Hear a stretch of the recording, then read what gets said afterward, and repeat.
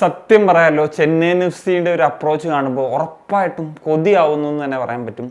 ഇപ്പോൾ മാർക്കസിൻ്റെ ഒരു latest tweet പ്രകാരം കിയാൻ നെസീരി കൂടി ചെന്നൈയിൻ എഫ് സി എത്തിക്കാൻ ശ്രമിക്കുന്നു എന്നുള്ളതാണ്. അല്ലെങ്കിൽ ഒരു 3 വർഷത്തെ ഒരു കോൺട്രാക്റ്റ് ആ ഒരു ഡീലിൽ എത്തി എന്നുള്ളതാണ്.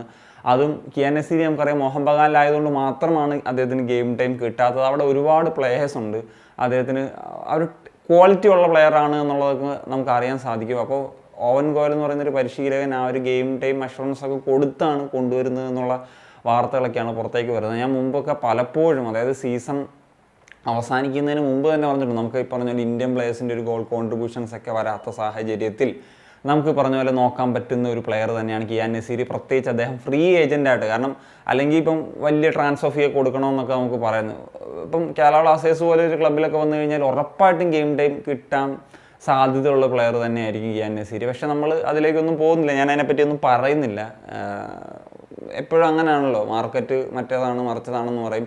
എന്നാൽ ഫ്രീ ഏജൻ്റ് ആയിട്ടുള്ള പ്ലെയേഴ്സിനെ പോലും എടുക്കാൻ തയ്യാറാകാത്തൊരു സാഹചര്യമാണുള്ളത്. അതാണ് അവിടെയാണ് ചെന്നൈയിൻ എഫ് സി കൃത്യമായിട്ട് കരുവ് നിൽക്കുന്നത്. ഇപ്പം നിങ്തോയ് മീത്തെ എന്ന് പറയുന്നൊരു പ്ലെയർ പോയി, അതിൻ്റെ ഒരു ബെറ്റർ വേർഷൻ എന്ന നിലയിൽ തന്നെ ഞാൻ പറയും കിയാൻ നെസീരി എന്നുള്ളത്. നിന്തോയി നല്ല പ്ലെയർ തന്നെയായിരുന്നു, അതിനേക്കാൾ ഒരു കോൺട്രിബ്യൂട്ട് ചെയ്യാനുള്ളൊരു കേപ്പബിലിറ്റി കാണിക്കുന്ന പ്ലെയറാണ് നെസീരി. നെസീരിയെ എത്തിക്കുന്നു. എന്താണെങ്കിൽ നമുക്ക് നോക്കാം, ഒരു ഫസ്റ്റ് 11 പ്ലെയർ എന്ന നിലയിൽ വരുമ്പോൾ അതേ ഒരു സ്കോറിങ് കേപ്പബിലിറ്റി ഉണ്ട്, അതുപോലെ ക്രിയേറ്റ് ചെയ്യാനുള്ളൊരു കേപ്പബിലിറ്റി ഉണ്ട്, ടെക്നിക്കൽ ക്വാളിറ്റി എല്ലാം കൊണ്ട് ഞാൻ പറഞ്ഞ പോലെ ഇന്ത്യയുടെ തന്നെ ഒരു ഭാവി പ്ലെയർ എന്ന നിലയിൽ പ്രതീക്ഷിക്കുന്ന ഒരു താരം തന്നെയാണ്. അപ്പോൾ അദ്ദേഹത്തെ എത്തിക്കുന്നു എന്നുള്ളതാണ് ഏറ്റവും പ്രധാനപ്പെട്ട ഒരു കാര്യം. അതുപോലെ തന്നെ ഇപ്പോൾ ഞാൻ പറഞ്ഞില്ല, ചെന്നൈയിൻ എഫ് സിയുടെ കാര്യം എടുത്തു കഴിഞ്ഞാൽ ഇപ്പോൾ ഓരോ പ്ലെയേഴ്സും, ഇപ്പോൾ ദേവ്ജിത്ത് പോകുമ്പോൾ പകരം നവാസിനെയാണ് കൊണ്ടുവരുന്നത്. അദ്ദേഹം യങ് ആണ്, ദേവ്ജിത്ത് ഏജ്ഡ് ആയിട്ടുള്ള ഒരു പ്ലെയറാണ്. അതുപോലെ ആകാശ് സംഗ്വാങ് പോകുമ്പോൾ പകരം മന്ദർ റാവു ദേശായിയാണ് എത്തിക്കുന്നത്. മന്ദറിൻ്റെ കാര്യം എടുക്കുമ്പോഴത്തേക്കും ഞാൻ അത്രയും എന്താ പറയുക, ജസ്റ്റ് അപ്ഗ്രേഡഡ് വേർഷൻ എന്ന് പറയുന്നില്ല. അതുപോലെ സാർഥകിന് പകരം ലാൽദിൻ ഭൂയ ജംഷഡ്പൂർ ഈ സീസണിൽ നന്നായിട്ട് പെർഫോം ചെയ്തിട്ടുള്ളൊരു സെൻറ്റർ ബാക്കാണ്. റഫീഖിന് പകരം മോഹൻ ബഗാനിൽ നിന്ന് ഹാംദെ എത്തിക്കുന്നുണ്ട്. അതുപോലെ മുബഷീറിന് പകരം ജിതേന്ദ്ര എത്തിക്കുന്നു.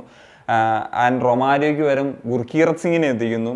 അതുപോലെ ലാസ്റ്റ് സിക്കോവിച്ചിന് പകരം എൽസീഞ്ഞോ എത്തിക്കുന്നു. അതുപോലെ ജോതം മുറയ്ക്ക് പകരം ഡാനിയൽ ചീമ എത്തിക്കുന്നു. ഇതാണ് ഉറപ്പായിട്ടും ഓവൻ ഗോയലും ചെന്നൈയിൻ എഫ് സിയും കുക്ക് ചെയ്യുന്നു എന്ന് നമുക്ക് പറയാൻ പറ്റും.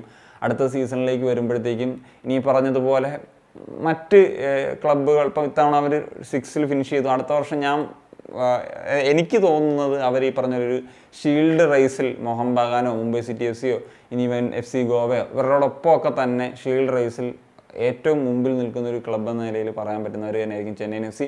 അതേപോലെ ഉള്ള ഒരു പ്ലേയേഴ്സിന് ഇത് മിക്ക പ്ലേയേഴ്സും അല്ലെങ്കിൽ ഭൂരിപക്ഷം പ്ലേയേഴ്സും 90% പ്ലേയേഴ്സും ഫ്രീ ഏജൻ്റ് ആയിട്ടുള്ള പ്ലേയേഴ്സാണ്. അതാണ് സെൻസിബിൾ ആയിട്ടുള്ള ട്രാൻസ്ഫർ മാർക്കറ്റിൽ ഇടപെടുന്നു എന്നുള്ളതാണ്. That's it guys. അപ്പം നിങ്ങളുടെ ഒപ്പീനിയൻസ് ഉറപ്പായിട്ടും കമ്പോസിറ്റ് കാണിയാണ് സനിയ.